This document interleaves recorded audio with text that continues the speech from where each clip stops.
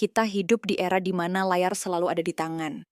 Bangun tidur, sebelum kaki menyentuh lantai, jempol sudah bergerak. Bukan karena ada tujuan, hanya refleks. Scroll bukan lagi aktivitas sadar. Ia seperti bernapas kecil di sela-sela waktu. Menunggu lift, menunggu balasan chat, menunggu diri sendiri, tahu harus apa. Lucunya, kita masuk tanpa rencana. Keluar pun tanpa kesimpulan. Tapi ada satu rasa yang sering tersisa. Kosong.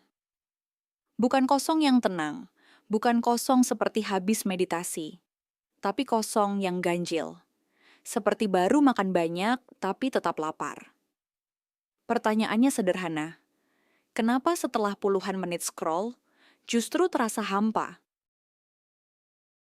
Kita bilang, cuma 5 menit. Ternyata 45 menit lewat. Kita melihat puluhan wajah, ratusan potongan hidup orang lain, travel, produktif, glow up, insight, drama. Kita tertawa, kita terkejut, kita marah sebentar, kita tertarik. Lalu semuanya lewat begitu saja. Tidak ada yang benar-benar menetap, tidak ada yang benar-benar selesai. Setelah layar dimatikan, ruangan terasa lebih sunyi dari sebelumnya.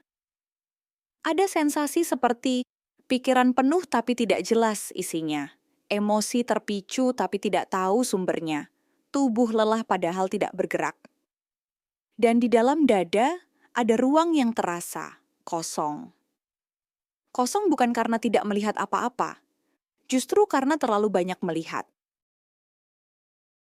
Kalau scroll itu hiburan, kenapa ia tidak menyisakan kepuasan? Kalau scroll itu istirahat, kenapa kita justru lebih lelah setelahnya? Kalau scroll itu koneksi sosial, kenapa kita merasa makin sendirian? Mungkin masalahnya bukan di kontennya. Mungkin ada sesuatu yang lebih dalam. Apa sebenarnya yang terjadi di balik aktivitas kecil bernama scroll? Setiap swipe adalah kemungkinan baru. Video berikutnya mungkin lebih lucu. Post berikutnya mungkin lebih menarik. Otak menyukai ketidakpastian yang berhadiah. Ini pola yang sama dengan mesin slot. Setiap konten memberi percikan kecil dopamin. Bukan ledakan besar, hanya kilatan. Masalahnya, kilatan ini tidak pernah ditutup dengan resolusi. Tidak ada awal, tidak ada tengah, tidak ada akhir. Cerita dipotong, insight disingkat, emosi dipercepat.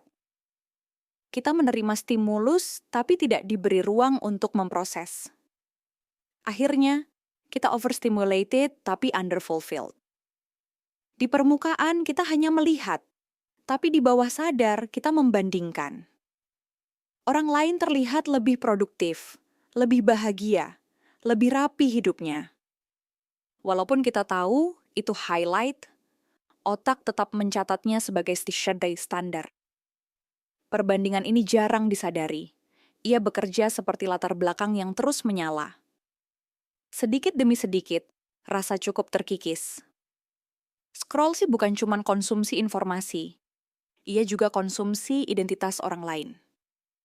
Dan tanpa sadar, kita mengukur diri dengan potongan hidup yang sudah dikurasi. Kosong itu kadang bukan karena kurang hiburan, tapi karena harga diri sedang diam-diam terkikis. Platform tidak dirancang untuk membuat kita puas. Ia dirancang untuk membuat kita tinggal. Infinite scroll bukan kebetulan.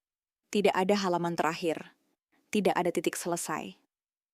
Dalam buku The Age of Surveillance Capitalism oleh Shoshana Zuboff, dijelaskan bagaimana perhatian manusia menjadi komoditas yang dijual bukan konten, tapi durasi kita. Semakin lama kita tinggal, semakin bernilai kita bagi sistem. Kalau kita merasa kosong, itu bukan bug. Itu efek samping dari desain yang memang tidak ingin kita merasa selesai. Karena kalau kita merasa selesai, kita akan berhenti. Dan berhenti tidak menguntungkan sistem. Mungkin masalahnya bukan karena kita lemah, bukan karena kurang disiplin. Mungkin kita hanya mencoba mengisi jeda dengan sesuatu yang tidak pernah benar-benar mengisi. Scroll itu seperti makan camilan tanpa henti. Manis, ringan, cepat. Tapi tubuh tetap butuh makanan utuh. Kita mungkin tidak butuh lebih banyak konten, kita mungkin butuh lebih banyak keheningan. Bukan keheningan tanpa stimulus, tapi keheningan yang memberi ruang bagi pikiran untuk mencerna.